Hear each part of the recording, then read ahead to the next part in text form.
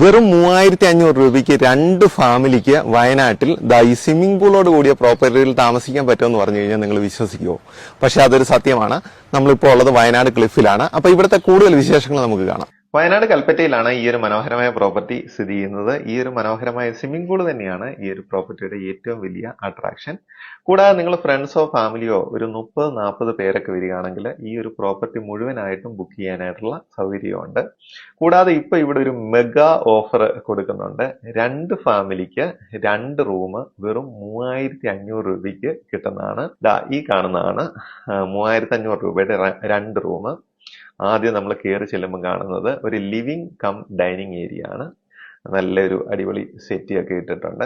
കൂടാതെ നമുക്ക് ഫുഡ് കഴിക്കാനായിട്ട് നല്ലൊരു ഡൈനിങ് ടേബിളും അതിന്റെ സീറ്റിങ്ങും കാര്യങ്ങളും ഒക്കെ ഉണ്ട്.